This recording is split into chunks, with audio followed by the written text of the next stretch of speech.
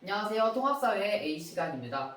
우리 기말고사 전 마지막 챕터 중단원 사단원 자산관리와 금융생활에 대해서 이번 주 2시간 동안 공부해 보도록 하겠습니다. 그 전에 통합사회 A 기말 시험 범위를 다시 한번 공지할게요. 리로스쿨에도 지난주 금요일에 올려놨는데 다시 한번 언급하겠습니다. 자, 일단 교과서는요 128쪽부터 163쪽까지가 기본인데 아래에 적혀있는 페이지들은 시험 범위에 포함되지 않으니까 보지 않으셔도 됩니다. 자, 두 번째, 학습지는요 5단원과 관련된 중단원 1, 2, 3, 4단원 학습지 모두 포함됩니다. 총 9쪽이어야 돼요. 쪽번호로 총 9쪽이어야 돼요. 면이. 자, 그 다음에 이거 외에 선생님이 수업 시간에 언급했던 모든 내용들은 시험 범위라고 생각하시면 됩니다. 여러분들이 필기했던 거 참고해서 공부하시면 될 것 같아요. 자, 여기까지 시험 범위는 다시 한번 공지를 했고요. 자, 그 다음에 선생님이 그 리로스쿨로 질문을 받았을 때 제일 많이 들어왔던 질문 중에 하나가 절대 우위론과 비교 우위론이었어요.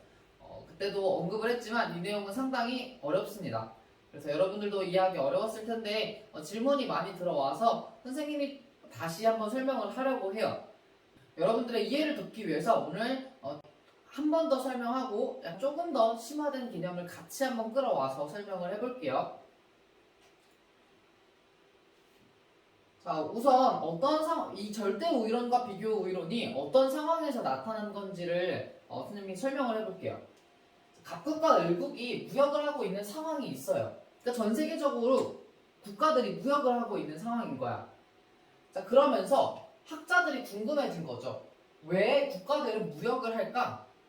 그냥 자기네들 나라에서 만들어서 쓰면 되는데 왜 굳이 다른 나라랑 무역을 하지? 라는 의문을 갖게 됩니다. 여기에 대해서 첫 번째로 분석을 시도했던 게 바로 절대 우위론자들이에요. 그래서 절대 우위론자들이 이 무역을 막 분석해서 절대 우위론이라는 어떤 이론을 만들었어요. 근데 그 절대 우위론의 해석을 계속 따라가다 보니까 이걸로 설명이 안 되는 무역들이 있는 거예요. 즉 절대 우위론자 설명에 한계점이 드러나게 된 거죠. 분명히 무역이 발생하는데 절대 우위론자들의 설명에 따르면 무역이 발생하면 안 되는데 발생하고 있는 현상이 나타난 거예요. 자, 이러한 한계를 극복하고자 새로운 학자들, 비교 우위론자들이 다시 이 무역을 분석해 봅니다. 그러면서 만들어진 게 비교 우위론이고요. 이 비교 우위론의 주장에 따르면 어떤 경우에도 무역을 하고 있는 양 국가 모두가 이익을 얻을 수 있다는 걸 밝혀내게 됩니다. 자, 그래서 이 흐름을 이해한 채로 우리가 절대 우위론과 비교 우위론을 다시 한번 보도록 하겠습니다. 우선 절대 우위론자들의 주장부터 다시 한번 보도록 하겠습니다. 절대 우위론자들은요, 각국이 생산비가 절대적으로 적게 드는 재화 생산에 특화하여 다른 국가와 교환한다 라고 주장합니다. 즉, 절대적인 생산비가 적은 재화를 특화해서 그 제품만을 만들어서 다른 국가와 다른 물품을 교환하게 된다는 걸 이야기해요. 다시 한번 사례로 우리 접근해 볼게요. 선생님 설명했던 사례 다시 한번 가져왔습니다. 전 세계에는 갑국과 을국밖에 없는 상태고요. 갑국과 을국은 자동차랑 의류만을 만들어서 소비하고 있는 상황입니다. 그리고 이 표 안에 있는 어떤 숫자는 각 국가가 이 재화들을 한 개 만드는 데 들어가는 비용이에요. 예를 들어 각국이 자동차 하나 만드는 데는 50원이 드는 거라고 이해하시면 됩니다. 자, 여기까지는 이해됐죠? 자, 그럼 이 상황에서 각각의 재화에 대해서 누가 절대 우위를 가지고 있는지 보도록 할게요. 절대적인 생산비가 작은 걸 봐야 된다라고 이야기했죠. 자, 그럼 절대적인 생산비를 바로 갑국과 을국 사이에서 비교해 봅시다. 자, 자동차를 만드는데 갑국은 얼마가 들어요?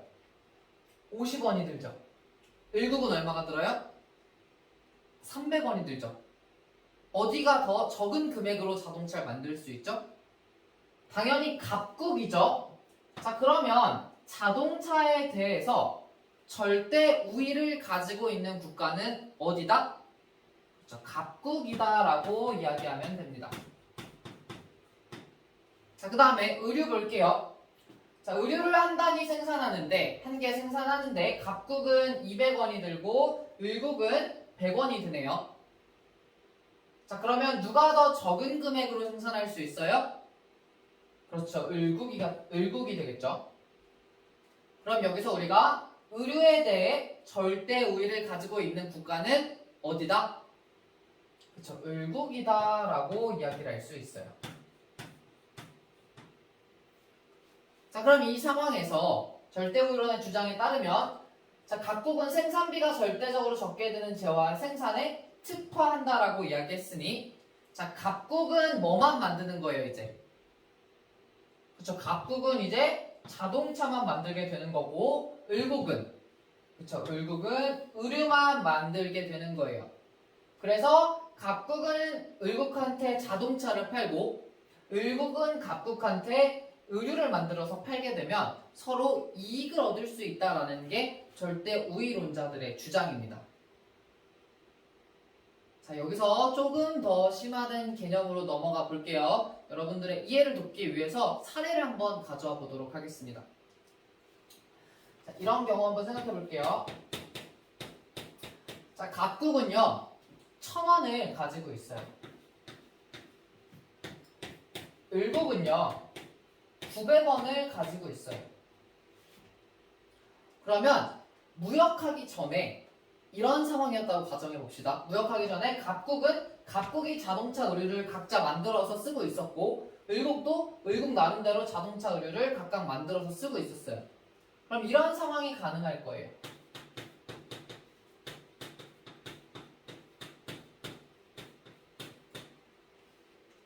자, 1000원이라는 돈이 있으니까 자동차 몇 개와 의류 몇 개를 조합해서 만들 수 있을지 생각해 봅시다. 선생님이 한번 생각해 와봤는데 8개, 3개라고 생각해 볼까요? 자, 그러면 자동차 8개 만드는데 얼마 들어요? 하나당 50원이니까 8개면 400원이 들겠죠? 자, 그 다음에 의류 3개를 만들 때 얼마 들까요? 하나 만들 때 200원이니까 3개 만들면 600원이 되겠죠? 자, 그러면 400원과 600원을 합치면 1000원이 드네요. 자, 그래서 갑국은 이렇게 생산을 하고 있었다고 가정을 해볼게요. 자, 그 다음에 을국은요. 을국은 900원 있었기 때문에 900원을 가지고 자동차 2개와 의류 3개를 만든다고 해봅시다. 자, 그러면 하나 만들 때 자동차 하나 만들 때 300원 드니까 2개 만들 때는 600원이 될 거고 의류 하나 만드는데 100원 들었었는데 의류를 3개 만드니까 300원 들겠죠. 그러면 900원으로 만들 수 있는 거 맞죠? 자, 이렇게 각자 만들어서 각자 소비하고 있었던 상황을 가정한 채로 이제 무역을 진행해 봅시다. 자, 무역을 진행하면 어떻게 된다고요? 갑국은 뭐만? 그쵸, 자동차만 만들고 을국은 뭐만? 그쵸, 의류만 만드는 거예요. 자, 그러면 이제 자동차만 만들어 볼게요. 자동차만 만들려면 갑국은 자동차 만드는데 50원 드니까 1000원을 가지고 몇 개를 만들 수 있게 돼요? 20개를 만들 수 있게 되죠. 반면에 의류는 이제 더 이상 만들지 않으니까 0개를 만들게 될 거예요. 자, 반면에 을국 볼게요. 자, 을국은요 이제 뭐에 특화하게 돼요? 의류에 특화하게 되죠. 그럼 의류로 가봅시다. 의류 하나 만드는데 을국은 100원이 들어요. 근데 을국이 가지고 있는 돈은 900원이야. 자, 그럼 총 몇 개의 의류를 만들 수 있게 돼요? 그렇죠. 9개의 의류를 만들 수 있게 됩니다. 자동차는 안 만들죠. 0개를 만들게 될 거예요. 자, 이 상황에서 무역을 할 거예요. 갑국은 만든 자동차 몇 개를 여기다 팔 거고 을국이 만든 의류 몇 개를 갑국에다 팔 거예요. 2개 교환을 할 건데 어떤 비율로 교환을 할 거냐면 자동차 1개랑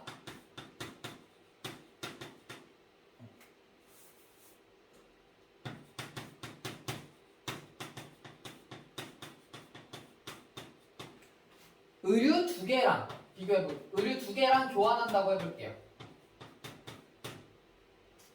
자, 이렇게 교환을 하는 경우에 어떻게 교환이 되는지 봅시다. 자, 두 개를 자동차를 갑국이 을국한테 팔 거예요. 자, 그러면 20개에서 얘한테 두 개를 주겠죠? 이해돼요? 지금 여기가 이렇게 두 개를 수출한 거예요. 그럼 을국의 자동차는 이제 두 개가 됐어요. 대신에 갑국의 자동차는 두 개를 팔았으니까 몇 개가 돼요? 18개가 되겠죠. 자, 그리고 자동차 한 개를 주면 의류 두 개랑 교환을 해야 되니까 자동차 두 개를 줬으면 의류 몇 개를 받아오겠어요? 그렇죠. 4개를 받아오겠죠. 그러면 을국은 갑국한테 의류 4개를 줍니다. 자, 그러면 의류를 받은 갑국은 이제 의류가 몇 개가 돼요? 0개였으니까 4개가 돼요. 자, 그 다음에 을국이 이제 9개를 만들어서 4개를 팔았으니까 몇 개 남게 돼요? 5개 남게 됩니다. 자, 요 흐름 이해했나요? 자, 이 상태에서 무역 전과 무역 후에 각 국이 소비하는 것들을 함께 볼게요. 자, 무역 전에는요, 각국은 무역을 안 하면 자기네들끼리 나라에서는 자동차 8개와 의류 3개를 소비할 수 있었어요. 자, 근데 이제 무역을 해서 특화를 해서 무역을 했더니 자동차는 무려 18개를 쓸 수 있게 되고 의류는 4개를 쓸 수 있게 돼요. 자, 무역하기 전보다 무역한 후에 훨씬 더 많은 자동차 의류를 소비할 수 있게 되죠. 그래서 각국은 이득을 봅니다. 을국 한번 볼까요? 자, 을국이 무역을 하기 전에는 자동차 2개와 의류 3개를 만들어서 쓸 수 있었어요.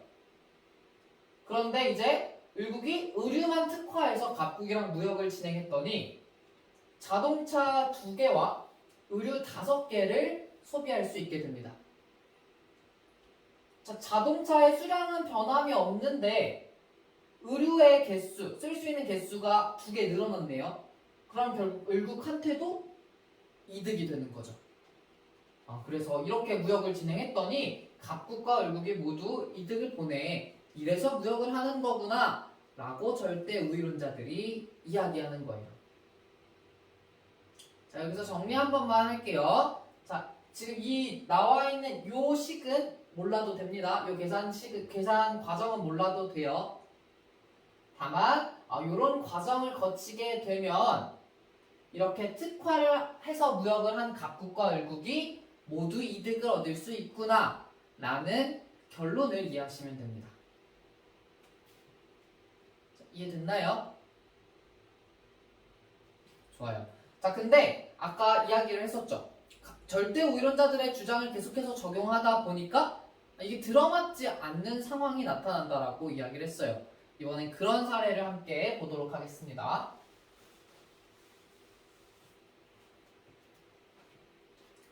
자, 오른쪽 케이스예요. 마찬가지로 절대 우위를 구해보도록 할게요. 자동차 하나 만드는데 갑국은 50원이 들고 을국은 300원이 들어요. 어디가 더 적게 들어요?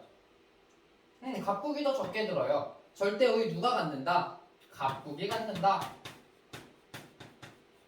자, 의류 만드는 것도 볼게요. 여기 부분이 바뀌었죠?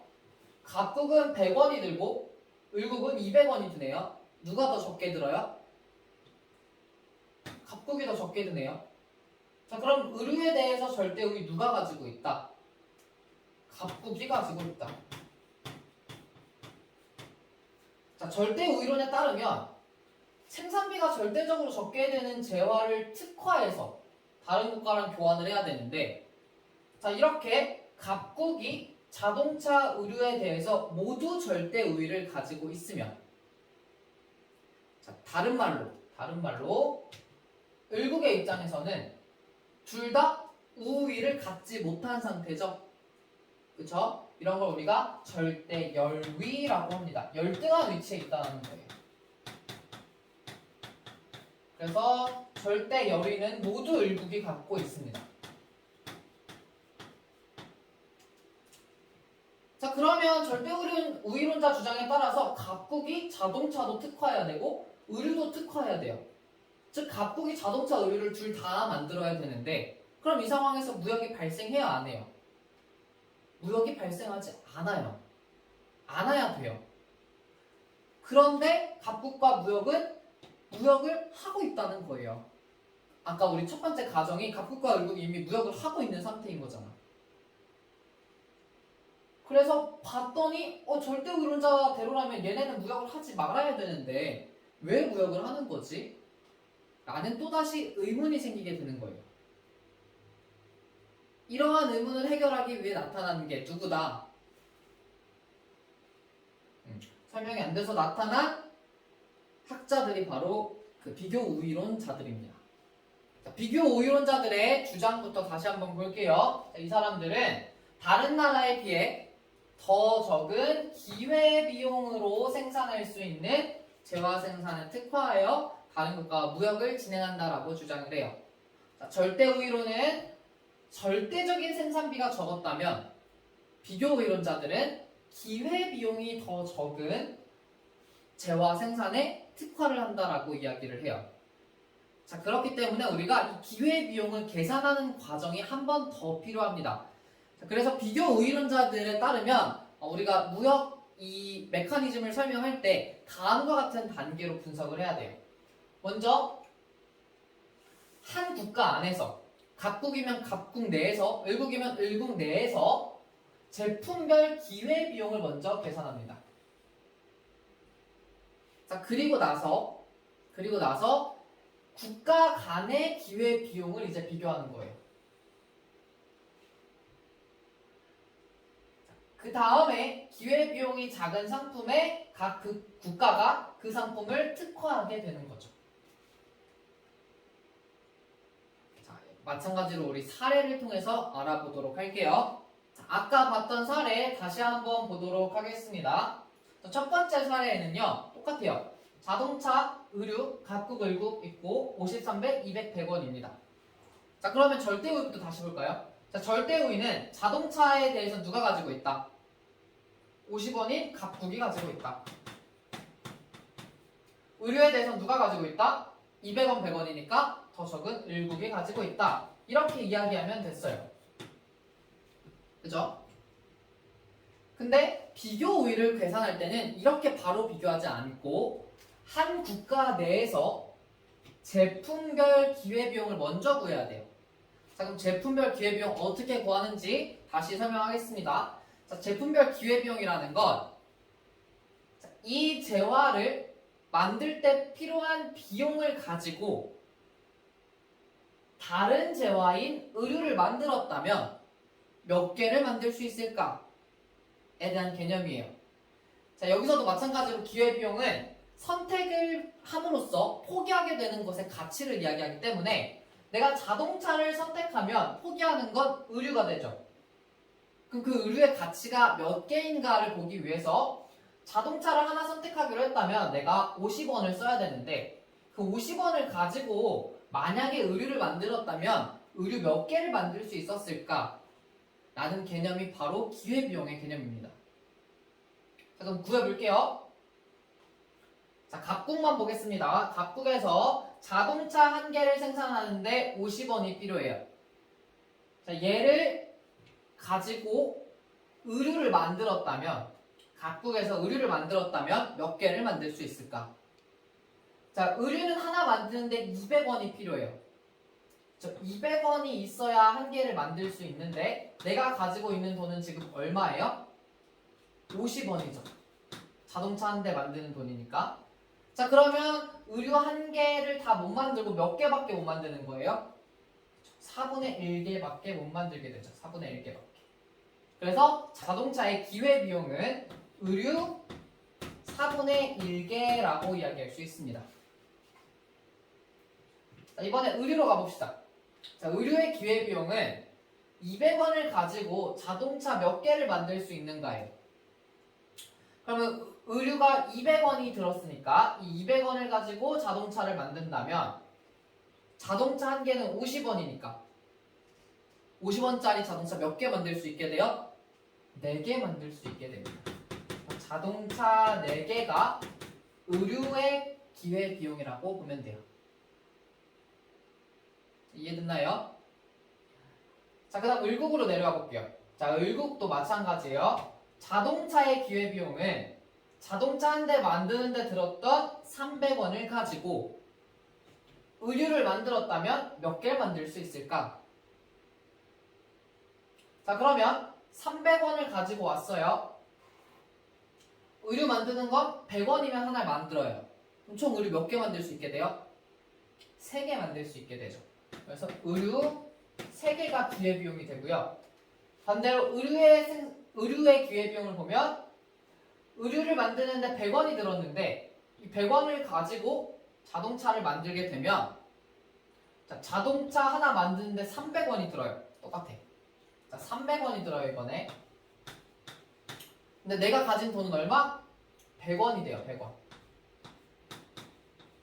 자, 그러면 자동차 한 개를 다 못 만들고 몇 개밖에 못 만들어요? 3분의 1개밖에 못 만들게 되는 거예요. 자, 그래서 을국에서의 의류 기회비용은 자동차 3분의 1개가 됩니다. 자, 그래서 이게 지금 우리 뭐 한 거예요? 1번 작업한 거예요. 한국가 안에서 제품별 기회비용 계산한 겁니다. 자, 그럼 두 번째 단계로 넘어가야겠죠. 국가 간 기회비용을 이제 비교하는 거예요. 국가 간 자동차 기회비용을 비교해 볼게요. 갑국은 의류 4분의 1개, 을국은 의류 3개가 되는 거죠. 어디가 더 작아요? 그렇죠. 갑국이 더 작죠. 그럼 우리가 이때 얘기할 수 있는 건 자동차에 대한 비교 우위는 어느 국가가 가지고 있다? 기회비용이 더 적은 갑국이 가지고 있다. 자, 의류로 가볼게요. 의류에 대한 기회비용 갑국과 을국 비교해 보겠습니다. 갑국은 자동차 4대, 을국은 자동차 3분의 1대. 어디가 더 작아요? 을국이 더 작죠. 자, 그러면 작죠. 자, 그러면 의류에 대해서 비교 우위를 가지고 있는 국가는 어디다? 을국이다 라고 이야기할 수 있는 거예요. 자, 그러면 얘는 절대 우위랑 똑같이 갑국은 뭐를 특화하고?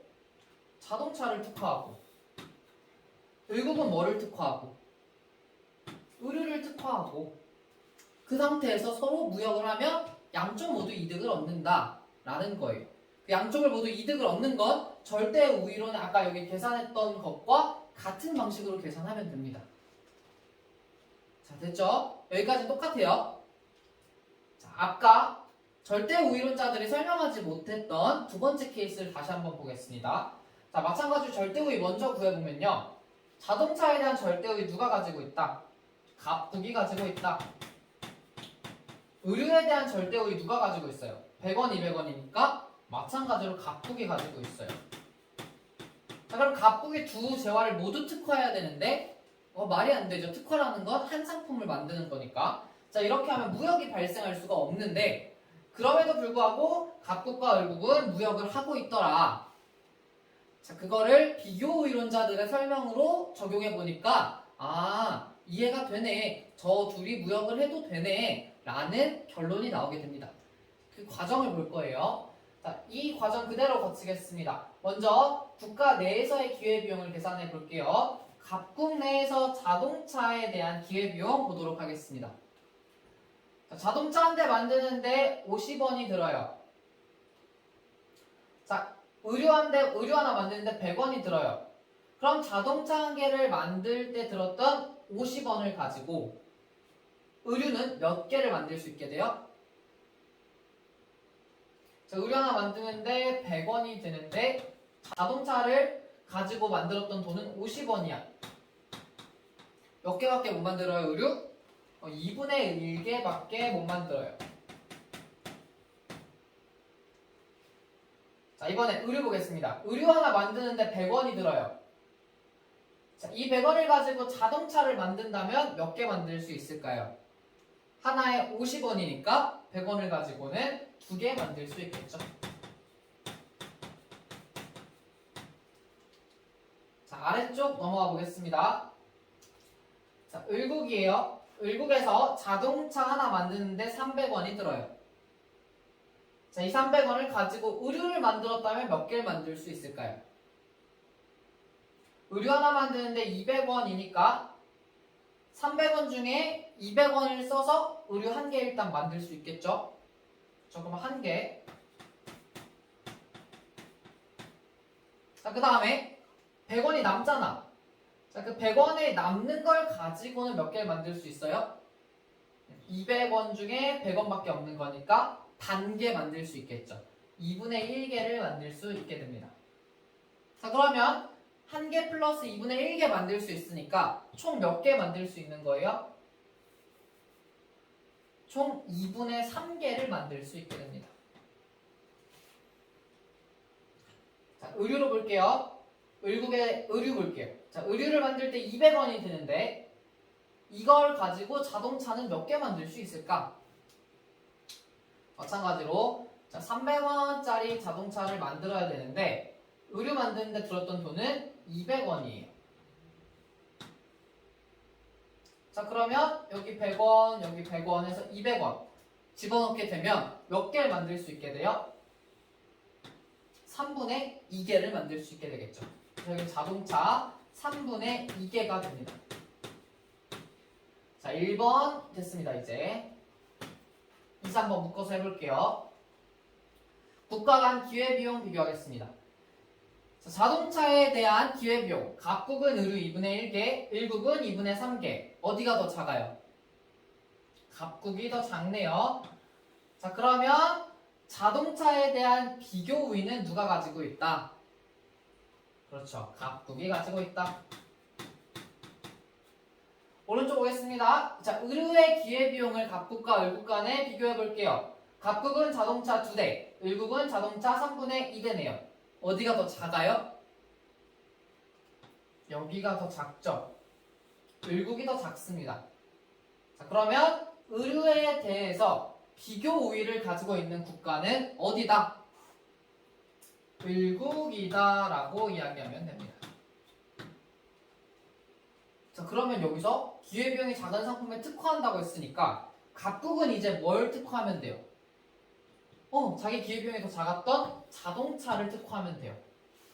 자, 을국은요? 을국은 기회비용이 더 작았던 의류를 특화하면 됩니다. 이해돼요? 자, 그리고 나서 갑국은 자동차만 만들고 을국은 의류만 만들어서 무역을 하면 마찬가지로 이익이 발생할 수 있다라는 거예요.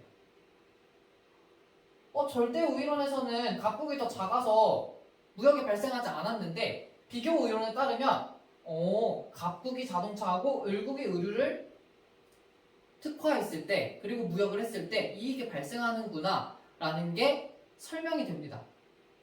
자, 근데 여러분들이 이익에 와닿지가 않을 거예요. 갑국이 분명 더 적게 되는데 왜 을국이 만들어서 파는 걸 사는 게 더 이득일까?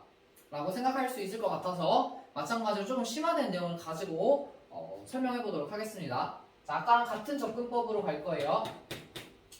자, 이번엔 갑국이요 500원을 가지고 있다라고 볼게요. 그 다음에 을국은요 1200원을 가지고 있다라고 합시다. 자, 이 상황에서 자동차 의류를 무역하기 전에 몇 개씩 만들고 있었는지 한번 볼게요. 자, 자동차 4개, 의류 3개 가능할까요? 자동차 하나 만드는데 50원이니까 4개 만드는데 얼마 들겠어요? 200원 들겠죠. 자, 의류 하나 만드는데 100원 들어요. 의류 3개 만드는데 얼마 들겠어요? 300원 들어요. 그러면 합치면 500원 되니까 이렇게 가능한 상황이네요. 자, 그럼 이렇게 가정하겠습니다. 갑국은 무역하기 전에 자기 나라에서 자동차 4개와 의류 3개를 만들어서 소비하고 있었어요. 자, 이번에 을국 보겠습니다. 을국은 1200원을 가지고 무역하기 전에 몇 개를 만들고 있었냐면 자동차 2개와 의류 3개를 만들고 있었어요. 볼게요. 자동차 한 대 300원, 2대는 얼마? 600원 들었겠죠. 자, 의류 한 개 얼마? 200원. 그러면 의류 3개 만드는데 얼마 들겠어요? 그쵸, 600원 들겠죠. 합치면 1200원이니까 가능하죠. 자, 그래서 이렇게 생산하고 있었다고 합시다. 자, 이제 이 상황에서 비교 의론자의 설명에 따라 갑국은 자동차만 특화할 거고요. 을국은 의류만 특화할 거예요. 자, 그러면 이제 갑국은 자동차만 만들어야겠죠. 자동차만 몇 개 만들 수 있을까요? 자, 500원을 가지고 50원짜리 자동차를 10개 만들 수 있게 되겠죠. 의류는 안 만들고요. 자, 을국으로 와볼게요. 을국은 이제 의류를 특화해야 되니까 자동차는 안 만들고요. 의류를 하나 만들 때 200원이 드는데 을국이 가진 돈은 1200원이야. 그럼 총 몇 개 의류를 만들 수 있게 돼요? 6개 만들 수 있게 되겠죠. 6개를 특화합니다. 자, 이번에는요 2개를 교환할 건데 이제 무역을 하면서 두 상품을 교환할 거예요. 갑은 자동차를 을국한테 주고 을은 갑국한테 의류를 줄 거예요. 이번에 몇 개씩 교환을 할 거냐면 자동차 1개랑 의류 1개를 교환할 겁니다.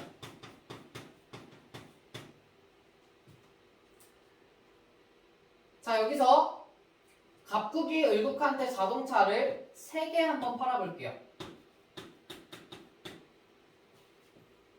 자, 그럼 3개를 팔았으니까 갑국의 남은 자동차 개수 몇 개? 7개가 되겠죠. 자, 을국은 3개를 수입해 왔으니까 이제 몇 개가 돼요, 자동차? 3개가 되겠죠. 자, 자동차 1개를 주면 의류 1개를 받아와야 돼요.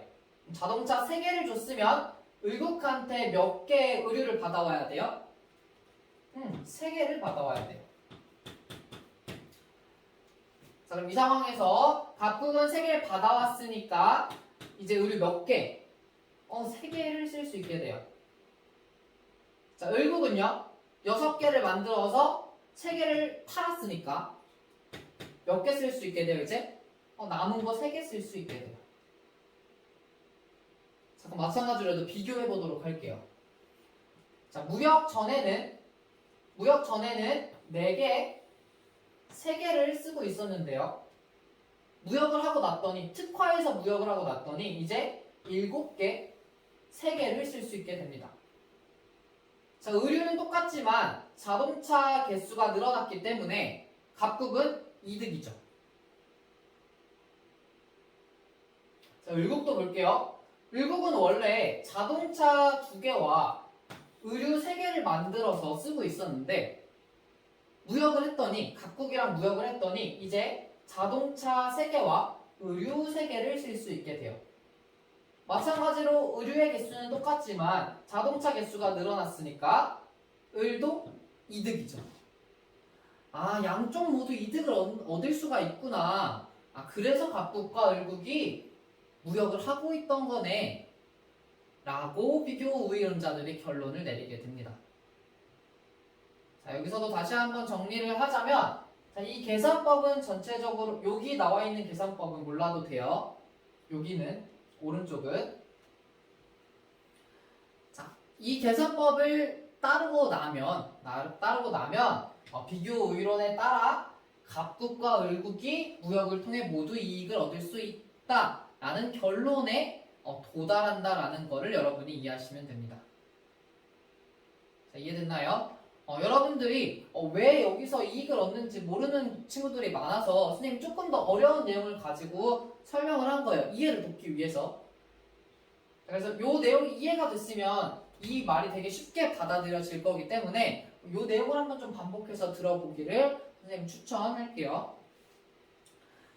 자, 그래서 우리 이렇게 해가지고 절대 우위론과 비교 우위론을 정리하도록 하겠습니다. 절대오이론이 설명을 하는데 한계가 있기 때문에 거기에 대해서 비교이론자들이 다시 나와서 이 무역을 설명을 한다더라. 요 정도로 흐름을 파악하시면 되겠습니다. 됐나요? 자, 그럼 우리 이제 다음 단원으로 넘어가 보도록 하겠습니다. 새로운 중단원 제목은 선생님 초반에도 이야기했지만 자산관리와 금융생활이에요. 자, 그 중에서 우리 오늘은 자산의 의미와 유형에 대해서만 간단하게 정리하고 마무리하도록 하겠습니다. 자, 우선 자산은 다음과 같은 의미를 가져요. 개인이나 단체가 보유한 경제적 가치가 있는 유무형의 것이다. 자, 경제적 가치가 일단 있어야 합니다. 즉 시장 경제에서 어떤 좀 지불할 수 있는 그런 가치가 있는 그런 것들을 우리가 자산이라고 하는데 유무형이라는 것, 형태가 있는 것, 형태가 없는 것을 모두 포함한다라는 뜻이에요. 자, 요건 이제 유형을 설명하면서 다시 한번 얘기해 볼게요. 이 자산의 유형은 우리가 크게 두 가지로 구분을 합니다. 하나는 금융자산이고요. 하나는 실물자산 또는 비금융자산이라고 이야기해요. 우리가 자산이라고 이야기할 때 가장 먼저 떠오르는 건 이 금융자산일 거예요. 자산 중에 금융기관에서 직접적으로 거래되는 것을 우리가 금융자산이라고 합니다. 금융기관이라고 하면 대표적인 게 이제 은행이에요. 은행. 자, 그래서 이 금융자산의 내용을 보면 예시를 보면 현금, 예금, 주식, 채권 등이 포함이 됩니다. 그래서 뭐 현금, 돈이죠, 돈. 형태가 있죠. 그건 유형의 것이고요. 그다음 주식 같은 거, 우리 주식 많이 요즘 이야기가 나오고 있죠. 그럼 주식을 사고 팔았다는 얘기는 있지만 그 주식의 어떤 명확한 형태는 보이지가 않죠. 그럼 무형의 것도 모두 자산이라고 이야기를 합니다. 그 중에서도 이렇게 금융기관에서 직접적으로 거래되는 건 금융자산이라고 이야기해요. 구체적인 내용에 대해서는 뒷장에서 설명하도록 하겠습니다. 자, 두 번째, 금융자산이 아닌, 금융기관에서 거래되는 것들이 아닌 자산을 우리가 실물자산이라고 이야기해요. 나와있죠? 금융자산이 아닌 자산이다. 자동차, 부동산 같은 것이 여기 포함이 됩니다. 그래서 요즘 우리가 이 부동산을 가지고 어떤 시세 차익을 얻으려는 사람들이 있는 것처럼 이 부동산도 하나의 어떤 경제적 가치를 가지고 있는 대상이 된 상황인 거죠. 우리 그러면 이제 구체적으로 금융자산,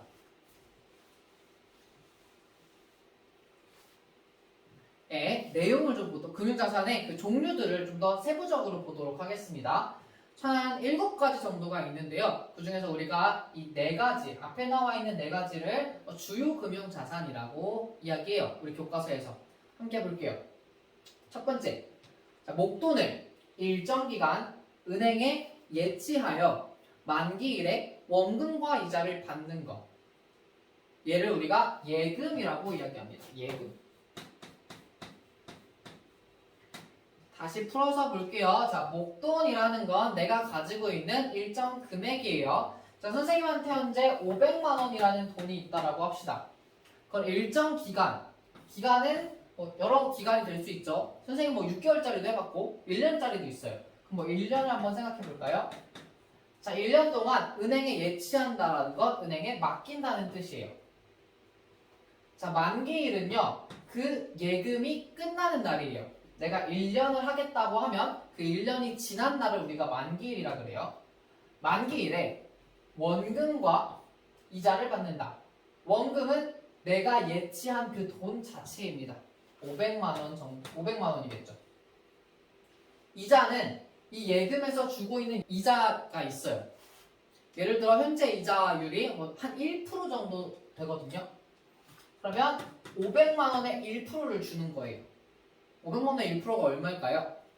5만 원 정도 되겠네요. 그럼 예금은 이런 겁니다. 자, 내가 500만 원을 가지고 1년짜리 예금을 들어서 은행에 500만 원을 맡기면 1년 뒤에 내가 넣었던 500만 원과 거기에 주기로 했던 이자 1% 5만 원을 더해서 주는 것. 이걸 우리가 예금이라고 이야기해요. 이해됐죠? 자, 두 번째 걸로 가볼게요. 자, 두 번째는 계약 기간 동안 일정한 금액을 여러 번 납입하여 만기일에 원금과 이자를 받는 것. 얘를 우리가 적금이라고 이야기해요. 자, 얘도 풀어서 볼게요. 계약 기간 동안 마찬가지로 여러 기간이 있을 수 있어요. 6개월이 될 수도 있고 1년이 될 수도 있고 3년이 될 수도 있고 우리 1년 또 역시 해봅시다. 자, 일정한 금액을 여러 번 납입한다라고 돼 있어요. 예를 들어서 선생님은 30만 원이라는 금액을 여러 번이라는 건 주로 적금을 들 때는 한 달에 한 번씩 넣어요. 한 달에 한 번씩. 그러면 한 달에 한 번씩 넣으니까 1년을 넣으려면 총 몇 번 넣어야 돼요? 12번 넣어야겠죠. 그렇게 되면 그 1년이 지난 만기일에 마찬가지로 원금과 이자를 받는 걸 이야기해요. 자, 그러면 요거는 그림을 한번 그려볼게요. 얘랑 예금과 적금의 차이를 한번 봅시다. 자, 예를 들어 1월 1일에 돈을 넣어요. 1월 1일에 돈을 넣어요. 예금을 넣는다 하면 1월 1일에 500만 원을 넣는 거예요. 그리고 쭉 1년이 지나죠. 12월 31일이 되면은 이 500만 원에다가 아까 이자를 덧붙여서 주는 겁니다. 자, 적금은요. 1월 1일에 시작을 해서 여러 번 납입한다고 했어요. 그럼 1월 1일에 30만 원 넣고 2월 1일에 30만 원 넣고 3월 1일에 또 30만 원 넣고 해서 12월 1일까지 30만 원을 넣는 거예요. 그럼 총 12번 30만 원 넣었으니까 내가 넣은 금액은 얼마예요? 360만 원이죠. 12 곱하기 30이니까. 자, 그래서 내가 낸 원금은 360만 원이 되고요. 여기에 대해서 마찬가지로 적금도 얼마의 이자를 주겠다라고 이야기를 해요. 그러면 그 이자를 더해서 1년이 지난 만기일에 받는 걸 적금이라고 이야기합니다. 여러분이 흔히 이제 은행을 가서 돈을 맡기겠다라고 하면 이 예금과 적금 둘 중에 하나를 들게 되는 거예요. 예금은 한 번 넣고 쭉 있다가 만기일에 받는 거. 적금은 쪼개서 달마다 얼마씩 넣고 만기일에 그 돈이랑 이자랑 같이 받는 거. 이렇게 이해하면 되겠습니다. 우리가 저금을 한다라고 하면 예금, 적금 정도를 생각하면 돼요. 자, 그러면 이제 밑으로 내려와 볼게요. 자, 세 번째, 주식회사가 또는 그냥 회사가 경영 자금을 마련하기 위해서 투자자로부터 돈을 받고 발행하는 증서. 자, 목적이 경영 자금을 마련하기 위한 거예요. 자, 그래서 투자자로부터 돈을 받아요. 그리고 나서 나 너한테 돈 받았어 를 증명하기 위해서 주는 게 바로 우리가 알고 있는 주식입니다. 기업이 굴러가기 위해서는 돈이 필요한데 그 돈을 외부 사람들한테 달라고 하는 거예요. 달라고 해서 그 투자자들한테 너네 돈 준 거 맞아. 그래서 우리 기업에 어느 정도 지분을 인정할게 라고 주는 게 바로 주식입니다. 이해되죠? 그래서 이 주식을 가지고 있게 되면은 기업이 이윤을 냈을 때 내가 어느 정도 투자자들이 어느 정도의 기여를 했기 때문에 거기에 대해서 보상을 해줘야 돼요. 그래서 주식으로 돈을 얻는다는 건 바로 그 개념으로 이해하시면 됩니다. 자, 마지막은요. 정부나 기업 등이 미래에 일정한 이자를 지급할 것을 약속하고 돈을 빌린 후에 제공하는 증서를 이야기합니다. 자, 얘를 뭐라 그러냐면 채권이라고 이야기해요. 자, 채권은 주식과 다르게 정부도 발행할 수 있습니다. 정부나 기업이 미래에 우리가 몇 % 이자를 줄 테니까 돈 좀 빌려줘 라고 이야기하는 거예요. 돈 빌리고 나서 제공하는 마찬가지로 증명해주는 것을 우리가 채권이라고 이야기합니다. 채권은 일정한 이자를 지급할 걸 충분히 약속할 수 있어요. 주식은 어느 정도 돈을 주겠다라는 걸 약속할 수가 없어요. 투자했는데 기업이 망해버리면 투자자들한테 돈을 못 줘요. 자, 근데 채권은 반대로 그런 경영 자금을 마련하는 게 목적이 아니기 때문에 단순히 어느 정도의 돈을 좀 가져오고 싶은 거기 때문에 우리가 뭐 1년 뒤에 또는 2년 뒤에 몇 퍼센트 이자를 줄 테니까 원금이랑 이자를 줄 테니까 지금 좀 돈 좀 잠깐 빌려줘 라고 이야기하면서 주는 증서가 채권입니다. 이해되나요? 자, 그래서 우리가 주요 금융 자산이라고 하면 예금, 적금, 주식, 채권을 의미합니다. 자, 이 외에도 또 어떤 금융 자산이 있는지 함께 보도록 할게요.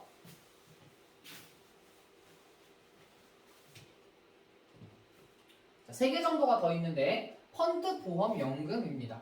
자, 펀드부터 보면 펀드는 투자자의 자금을 금융기관이 주식이나 채권 등에 투자하여 그 결과를 투자자들에게 돌려주는 것을 의미합니다.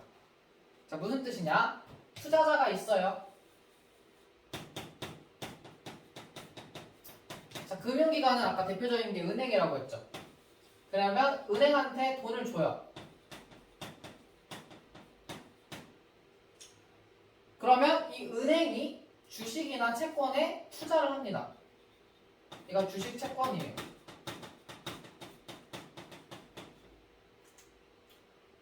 투자자가 은행한테 돈을 주면 은행이 주식 채권을 여기에 이제 주식 채권을 투자하고요.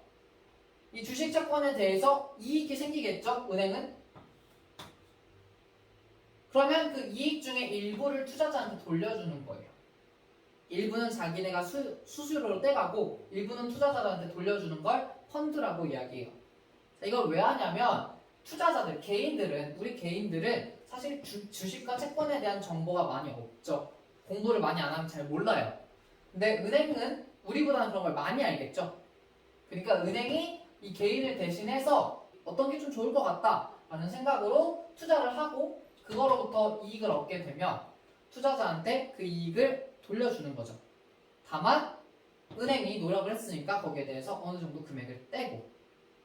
자, 그게 펀드의 개념이에요. 자, 다음 보험은요. 보험은 우리가 알고 있죠. 위험에 대비하기 위해서 일정 기간 동안 회사에 보험료를 내고요. 사고 발생 시 보험금을 받는 걸 이야기하죠. 자, 그 다음 마지막 연금 보겠습니다. 연금이라는 거는요. 노후 생활, 즉 노년이 됐을 때 그때 안정성을 위해서 필요한 자금을 적립하여 노령 퇴직 등의 사유가 발생했을 때 일정 금액을 정기적으로 지급받는 것을 이야기합니다. 자, 선생님도 지금 현재 연금을 내고 있는데요. 이건 내가 이제 선생님이 아니게 됐을 때 나중에 할아버지가 돼서 자, 그때 돈이 하나도 없으면 못 살잖아요. 이제 돈 벌 수가 없으니까 그때를 대비해서 지금부터 얼마씩 한 달에 얼마씩 돈을 내는 거예요. 그러면 그 국가가 현재 선생님은 국가에 내고 있는데 그 국가가 선생님 퇴직하고 났을 때 매달 얼마씩 돈을 다시 주는 거예요. 살 수 있도록. 자, 그런 걸 우리가 연금이라고 이야기합니다. 그래서 우리 총 7개의 금융자산 공부했어요. 예금, 적금, 주식, 채권, 그리고 펀드, 보험, 연금. 그 중에서 우리가 주요 자산은 예금, 적금, 주식, 채권을 이야기하고 나머지 3개의 이런 자산도 있다. 이 정도로 정리하면 될 것 같습니다. 자, 우리 오늘 여기까지 할 거고요. 다음 시간에는 자산관리의 원칙과 주요 금융자산의 특징에 대해서 공부를 하도록 하겠습니다. 자, 오늘도 너무 고생 많았고요. 오늘 과제는 리로스쿨의 선생님이 질문으로 남겨놓도록 하겠습니다. 우리 다음 시간에 보도록 할게요. 안녕.